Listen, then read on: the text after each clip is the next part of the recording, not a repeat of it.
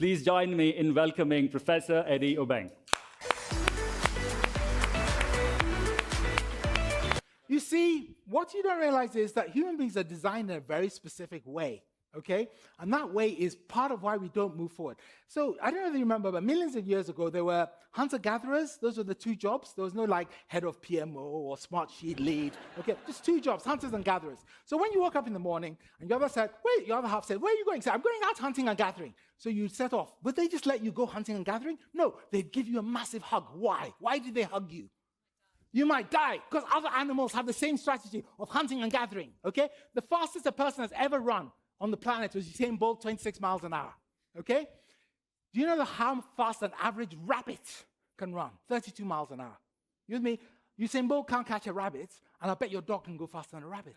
You with me? You're going to get eaten. So how come we're here, top animal on the planet, eating everything else?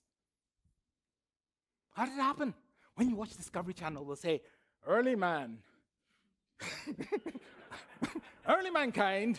used to live in tribes together, and they used their big brains to think of opportunities, and they would communicate with their funny voices, and they could make tools with their opposable thumbs.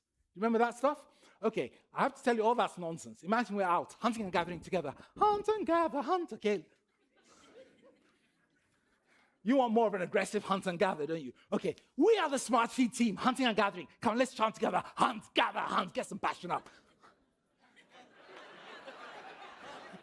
Yes, okay, so we're out hunting and out of the bushes comes a saber-tooth tiger bounding towards us. What do? Stick your thumb out and go, stop. That doesn't work. What do?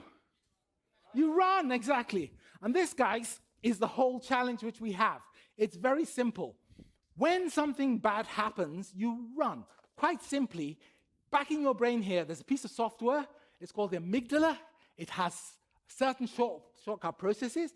When it sees a change, any change, it confuses it for danger. It literally turns the blood flow off to the front part of your brain. Blood goes off, frontal cortex goes off. Suddenly, you can't think. Then it starts to fill you with adrenaline. But before that, you feel fear. Why is fear necessary? Because fear puts you in the moment. No one ever said, I'm going to meet my saber-tooth tiger, but I've got a meeting at 4. No one does that, okay? So immediately that's happened, you then run full of adrenaline. So when you're trying to drive your change programs, every time you tell somebody something they don't already know, you have switched off their brains, filled them with fear, and their hearts are pumping. Now you guys like technology. Do you understand what that means? It means you can't go around telling people how cool things are, or how new and novel or amazing they are, because simply saying those words is like creating your own resistance.